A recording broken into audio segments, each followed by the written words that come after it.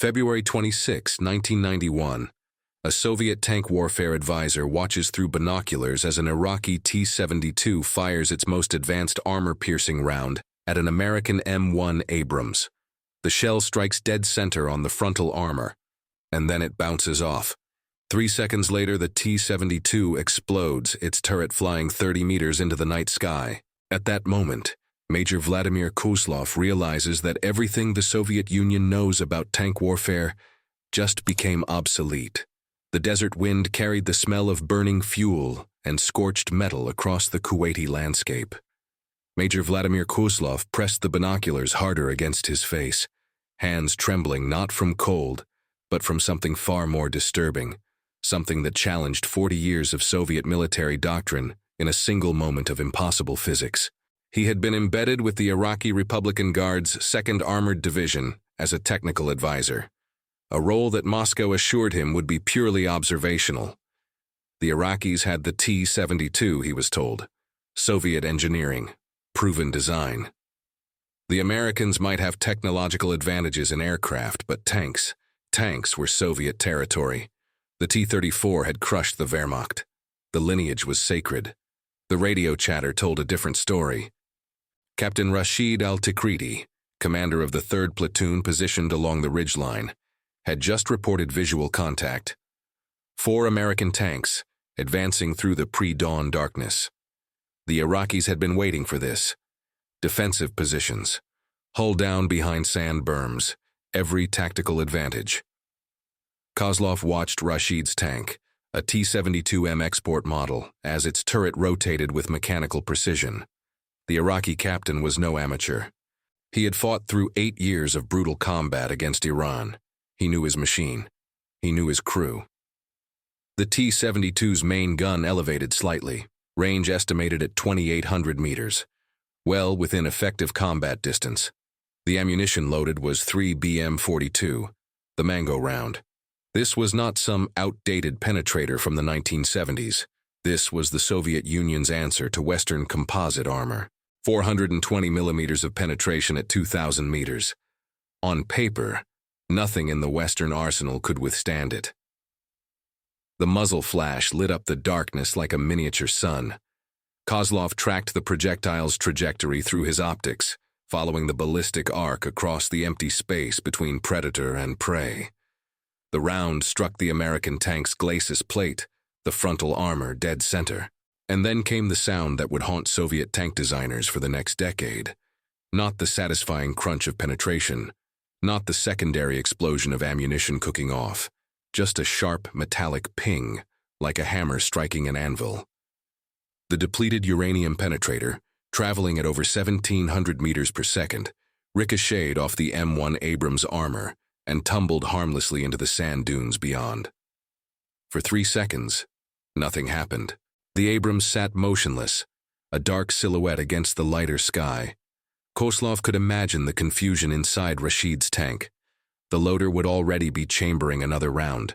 The gunner would be recalculating, wondering if he had somehow misjudged the distance, the angle, something. They never got the chance to fire again. The Abrams turret traversed with a smooth, hydraulic speed that seemed almost lazy. A single flash from its main gun. The 120mm M829 Sabot round covered the distance in less than 2 seconds. It struck the T-72 just below the turret ring, exactly where the autoloader stored its carousel of ammunition. The explosion was not immediate. First came the penetration, the depleted uranium dart punching through the steel armor like it was paper. Then the shower of molten metal fragments spraying into the crew compartment. Then those fragments found the propellant charges. 22 rounds of 125mm ammunition detonated simultaneously. The force lifted the 41-ton turret off its mounting and hurled it through the air like a child's toy. It tumbled end over end, trailing flame and smoke before crashing into the sand 30 meters away. The hull became a blast furnace, flames jetting from every opening. The heat so intense that Koslov could feel it on his face from 800 meters away. He lowered the binoculars. His hands were shaking badly now. Captain Rashid al-Tikriti was dead. So was his crew. 3 seconds from the moment their best ammunition had failed to penetrate, they had ceased to exist. And this was just the beginning of the night. The radio frequency dissolved into chaos. Panicked voices overlapping in Arabic and Russian. Lieutenant Aziz reporting contact. 2 American tanks, range unknown. Sergeant Mahmoud screaming that his gunner could not see the enemy. Where were they? Where were they coming from? Then Aziz's transmission cut off mid-sentence, replaced by static. Through his binoculars, Koslov saw another fireball erupt in the darkness. Then another. The Iraqis were dying without ever seeing their killers. He swept his optics across the battlefield, searching for muzzle flashes, thermal signatures, anything that would reveal the American positions. There. Movement on the left flank. An Iraqi T-72, Commander Hassan's vehicle, activating its Luna infrared searchlight. The invisible beam lanced out into the darkness, illuminating the terrain in wavelengths that human eyes could not detect, but that the tank's infrared scope could interpret. It was standard Soviet doctrine for night combat. The Americans called it active night vision. Koslov wanted to scream into the radio, wanted to tell Hassan to turn it off immediately, but he did not know why. Some instinct, some nascent understanding of what was happening. The Iraqi tank had its searchlight active for perhaps 5 seconds. Then it exploded. Not from a flank shot, not from above, from directly ahead, from an enemy that Hassan's crew had been staring straight at without seeing. That was when Koslov understood. The Americans were not using infrared searchlights. They were not using active systems at all. They were seeing in the dark through some other means, some technology that did not require betraying your position with a beam of light. And to them, Hassan's infrared searchlight must have appeared like a lighthouse, a beacon announcing, "Here I am. Please kill me." The Battle of 73. Easting, as the Americans would later call it, lasted less than 3 hours. When the sun rose over the Kuwaiti desert, 37 Iraqi tanks lay destroyed across a 15-kilometer front. The American casualties were 0. Not 0 tanks destroyed. 0 casualties of any kind. Some of the M-one Abrams had been hit, had taken direct fire from Iraqi guns, but they had shrugged off the impacts and continued fighting. Koslov spent the dawn walking among the wreckage. The T-72s were not just disabled. They were obliterated. Turrets blown off, hulls burned out. Ammunition scattered across the sand. And on several of the tanks that had remained relatively intact, he found something that made his blood run cold. Scratches on the frontal armor. Long, shallow gouges where armor-piercing rounds had struck and failed to penetrate. The physics were impossible. The 3 BM-42 round generated kinetic energy equivalent to a small car traveling at highway speed, compressed into a penetrator the width of a finger. That energy had to go somewhere. It should have punched through steel plate like a needle through cloth. Instead, it had bounced off. The armor had not just resisted the penetration. It had defeated it so completely that the round had ricocheted away without even creating a significant dent. Koslov retrieved his satellite phone from his vehicle and requested an encrypted connection to Moscow. It took 20 minutes to establish the link. When the line finally opened, he heard the voice of General Yuri Volkov, Deputy Director of the Main Armored Directorate. "Koslov, your report." "Sir, we need to talk about the American tank." "The M-one Abrams." "Yes, we have been tracking its performance." "Concerning, but within expected parameters." "No, sir, it is not within expected parameters. It is not within any parameters we understand." Koslov looked at the destroyed Iraqi tanks surrounding him. "Their armor is impervious to our ammunition. Not resistant, impervious, and they can see at night without infrared searchlights. They are engaging at 3,000 meters in total darkness through sandstorms. Sir, this is not a technological advantage. This is a generational gap." The silence on the other end of the line stretched for 10 seconds. Then, "Return to Moscow immediately. Bring all documentation, all evidence. We need to convene an emergency assessment." The Kremlin conference room was not designed for panic, but panic was precisely what Koslov saw in the faces of the men assembled around the long table. Defense Minister Dmitry Yazov sat at the head, his expression carved from stone. Flanking him were representatives from the GRU military intelligence, the tank design bureaus, the armor research institutes. These were men who had spent their entire careers in the Soviet armored forces, men who believed with religious certainty that Soviet tanks were the finest in the world. Koslov's briefing shattered that faith in 30 minutes. He presented the evidence methodically.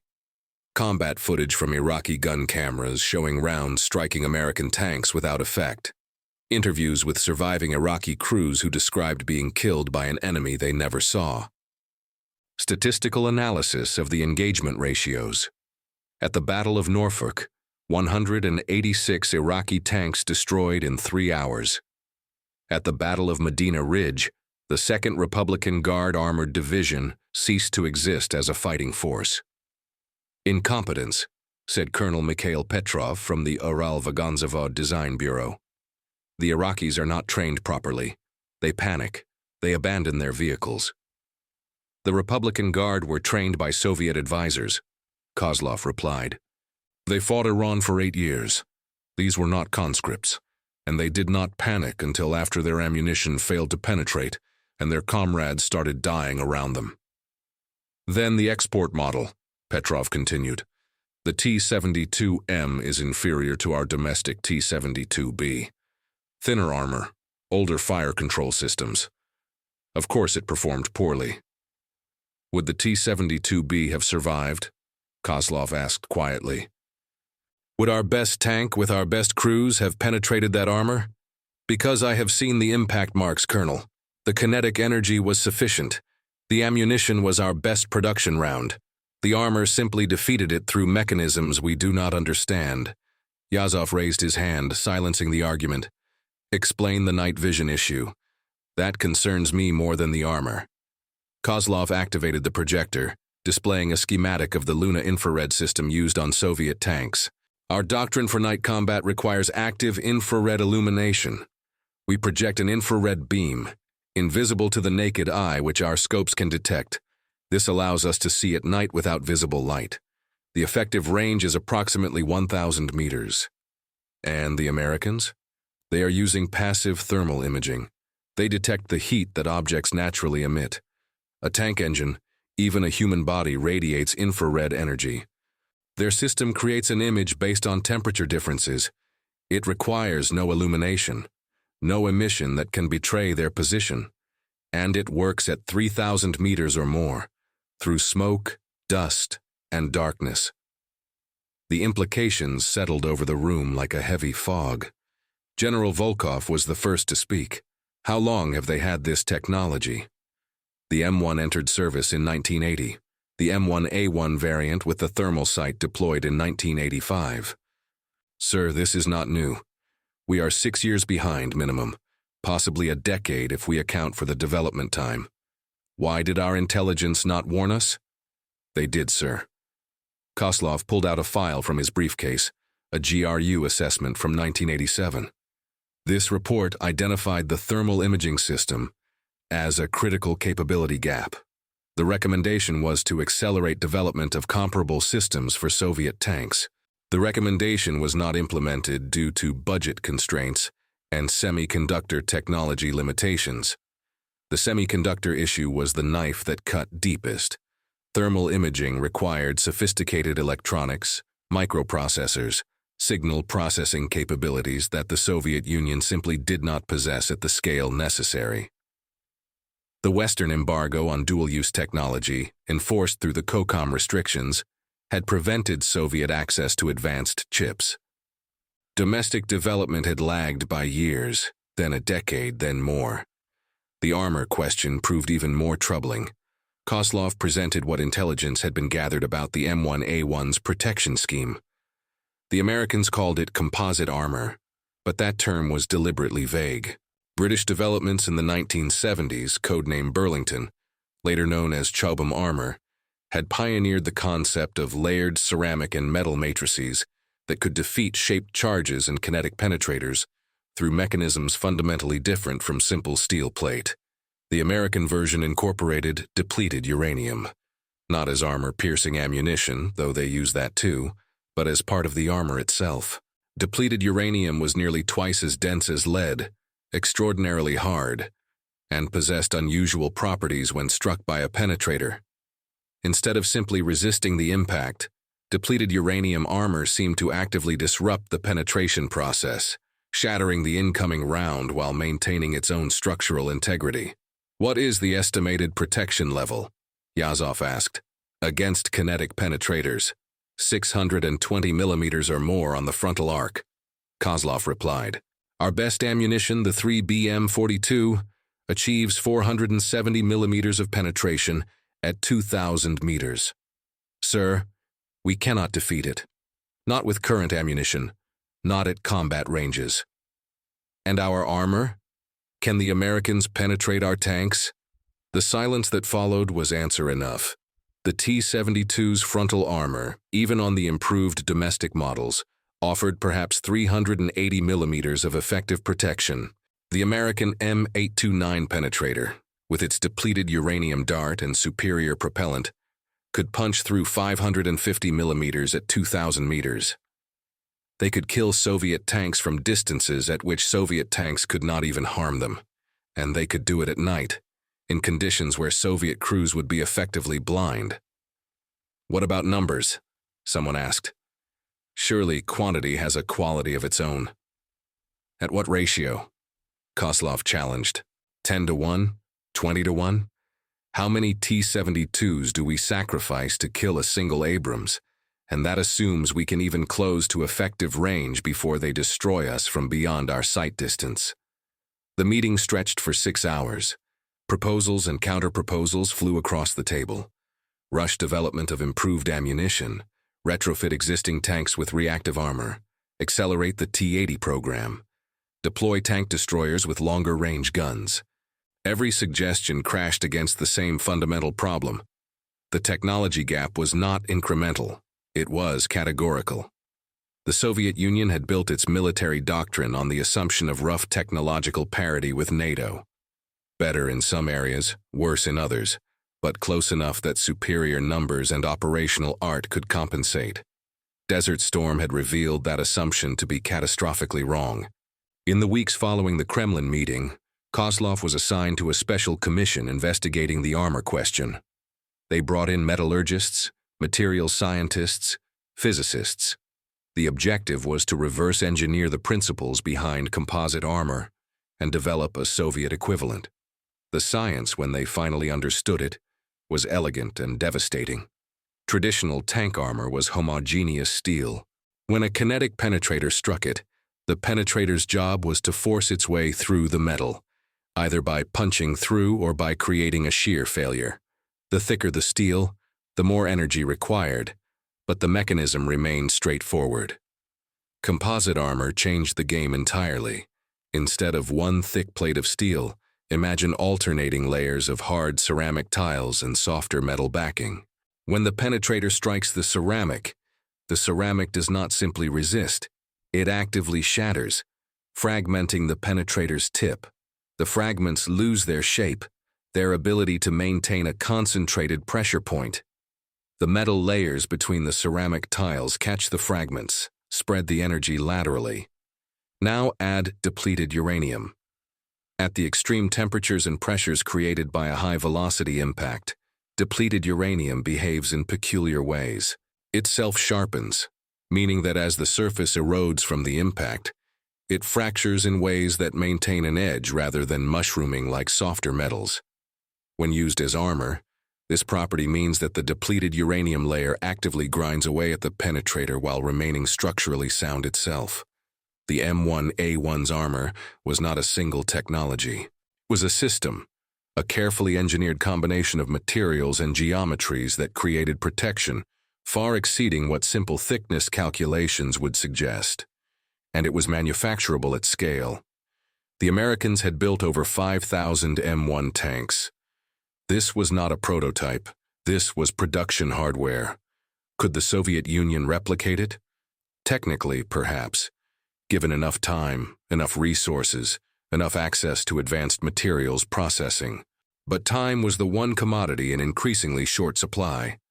The Soviet economy was collapsing. The war in Afghanistan had drained resources. Eastern Europe was in revolt. And now, the military's technological obsolescence was laid bare for the world to see.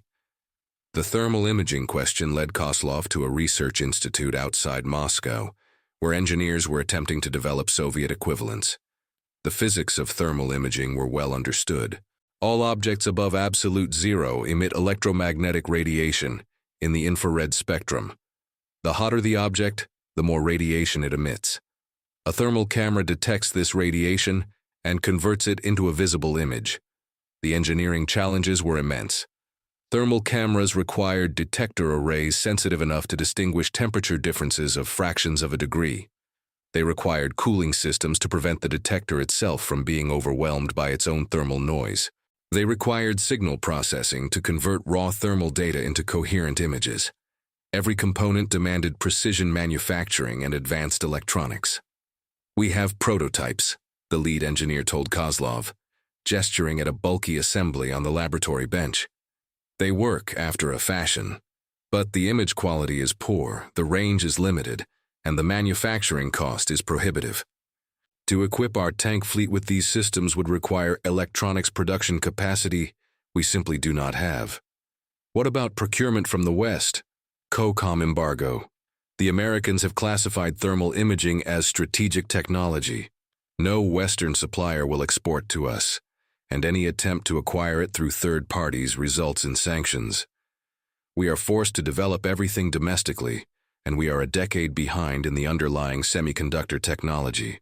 The Americans, meanwhile, had been refining thermal sights for over 15 years. Their second-generation systems were entering service, offering even better range and resolution. The M-1A2 variant incorporated hunter-killer capability, where the commander's independent thermal viewer could identify targets while the gunner engaged a separate threat. Soviet tanks still had a single sight shared between commander and gunner. But the most devastating technological advantage was not the armor or the thermal sight individually. It was the fire control system that tied everything together. Koslov reviewed captured intelligence on the American ballistic computer, a digital system that seemed almost science fiction compared to Soviet analog fire control.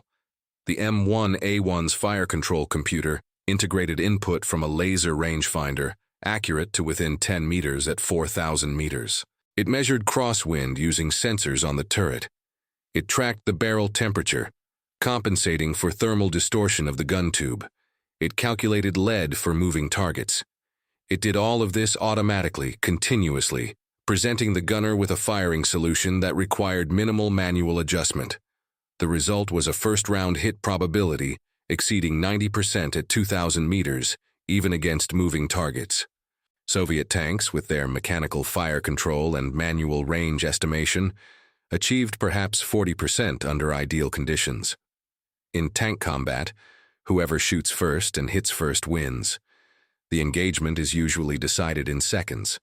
The M1's fire control system meant that American tankers had those seconds while their opponents were still calculating range and windage. Koslov compiled his findings into a comprehensive report. The conclusion was stark. The Soviet Union could not close the technology gap with evolutionary improvements to existing platforms. The T-72, even with upgrades, would remain fundamentally outmatched. The T-80, faster and with better fire control, still used steel armor and infrared night vision. It would die just as quickly. A revolutionary approach was needed. New armor, new optics, new fire control, all integrated into a platform designed from the beginning to face the American threat. The T-88 prototype, later redesignated the T-90, represented such an attempt. It featured Contact 5 reactive armor designed specifically to defeat kinetic penetrators. It mounted an improved fire control system. Some variants even incorporated thermal sights finally, in the 2000s. But by then, it was too late. Not too late technologically, though the Americans had continued improving the M1 with each iteration. Too late politically and economically. The Soviet Union dissolved in December of 1991. The massive tank production facilities that had churned out thousands of vehicles a year slowed to a trickle. The research budgets evaporated. The technological race that the USSR had lost in the deserts of Iraq was rendered moot by the collapse of the Soviet state itself. Koslov often thought about the psychological dimension of the Gulf War, the aspect that rarely appeared in technical assessments. The Iraqi tankers who survived the opening engagements faced a unique form of combat trauma. They had been trained to believe that their T-72s, while perhaps not equal to Western tanks, were close enough. They had been told that Soviet engineering was rugged, practical, superior in its simplicity. Then they encountered an enemy that could see them when they were blind, that could kill them from distances they could not reach, whose armor made their best weapons irrelevant. The psychological effect was devastating. Units stopped engaging. Crews abandoned working vehicles. Some surrendered without firing a shot. This was not cowardice. This was rational response to impossible circumstances. Imagine being a soldier armed with a sword, ordered to charge a machine gun nest. You know you will die. You know your weapon cannot harm the enemy. The courage to advance in such circumstances is not bravery, it is suicide. The same calculus faced Soviet tank crews contemplating a war with NATO. If Iraqi T-72s, operated by trained crews in defensive positions, had been slaughtered without inflicting a single loss, what hope did Soviet tankers have?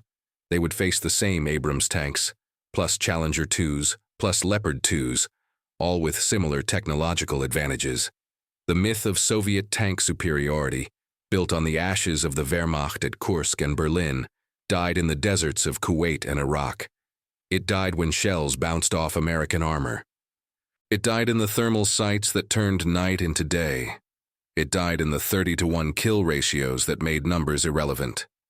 The final statistics from Operation Desert Storm told a story that Soviet military planners had refused to believe possible. Over 2,000 Iraqi tanks destroyed.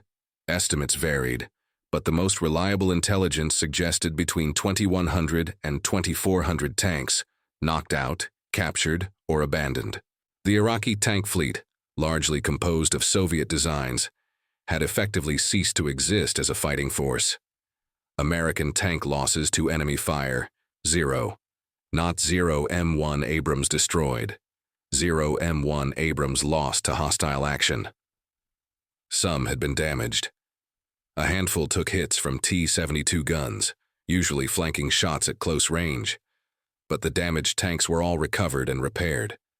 Not a single M-one was rendered permanently combat ineffective by Iraqi fire. 9 Abrams suffered significant damage during the war. 2 struck mines. 3 were disabled by friendly fire incidents, proving that the only weapon that could reliably penetrate an Abrams was another Abrams. 4 were hit by Iraqi anti-tank rounds at close range. All 9 were recovered. All 9 returned to service. The kill ratio was, mathematically speaking, undefined. Division by 0.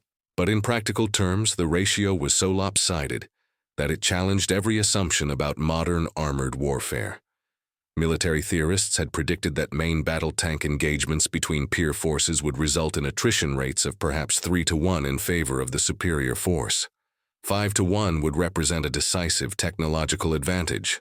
30-to-1, 50-to-1 in some individual engagements. These numbers belong to mismatches between eras, like machine guns against cavalry, or aircraft against battleships. They were not supposed to occur between forces equipped with weapons designed in the same decade. But the M-one and the T-72, while contemporary in service dates, represented fundamentally different design philosophies and technological generations. The T-72 was an evolution of the T-64, which itself traced lineage to the T-54 and ultimately the T-34. It was optimized for mass production, ease of maintenance, and the operational realities of the Soviet military-industrial complex. The M-one was a clean-sheet design, incorporating technologies that had not existed when the T-72 was drawn up. Composite armor, thermal sights, digital fire control, a gas turbine engine that gave it strategic mobility and tactical agility. The Abrams was not just a better tank, it was a tank from a different technological generation.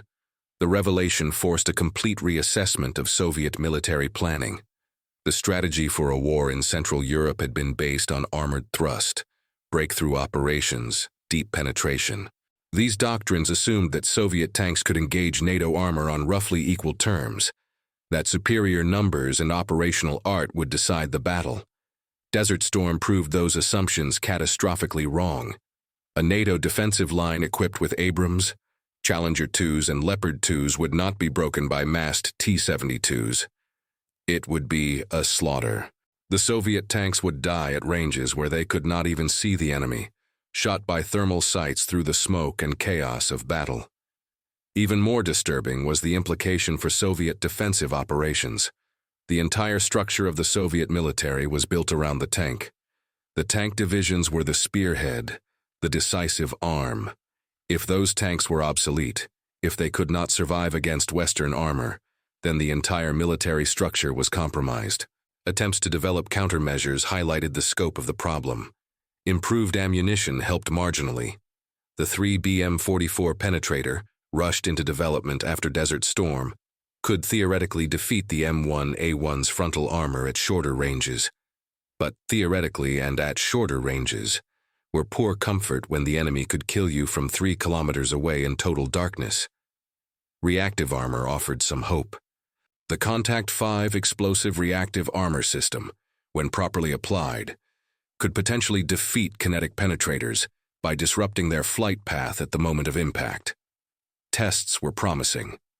A T-72 equipped with Contact 5 might survive a hit from an M829 round. Might, potentially. In ideal conditions. And only on the frontal arc. And it still did nothing to solve the thermal sight issue, or the fire control gap, or the fundamental reality that the Soviet tank would have to close to within effective range while being engaged by an enemy it could not see. The economic costs of attempting to modernize the tank fleet were staggering. Installing thermal sights, upgrading fire control systems, applying reactive armor, improving ammunition, all of this to every tank in the Soviet inventory would cost billions of rubles. Money that the collapsing Soviet economy did not have. Koslov watched his country dissolve from his office in Moscow. The Berlin Wall fell. The Eastern European satellites declared independence. The Baltic republics seceded. The Communist Party collapsed. On December 26, 1991, the Soviet Union officially ceased to exist. The tank technology gap became a historical footnote. The Russian Federation inherited the Soviet military, but without the economic base to maintain it. Tank production plummeted. Modernization programs were canceled or delayed indefinitely. The T-90, which might have been a response to the Abrams, was produced in token numbers, too few to matter. By the time Russia fielded tanks with thermal sights as standard equipment, the Americans were already deploying the M-one A2 SEP System Enhancement Package with third-generation thermal cameras, digital commanders displays, and networking capabilities that turned individual tanks into nodes in a battlefield information network. The cycle continued. Every Russian improvement was met with an American leap forward. The T-14 Armata, unveiled in 2015 with great fanfare, incorporated an unmanned turret, advanced sensors, and active protection systems. It was genuinely innovative. It was also produced in extremely limited numbers due to cost constraints, while the United States fielded thousands of upgraded M-one A2 variants. Koslov retired from the military in 1995. He took a position as a lecturer at a military academy, teaching the next generation of Russian officers about armored warfare. He often used Desert Storm as a case study, not to demoralize his students, but to illustrate the importance of technological vigilance.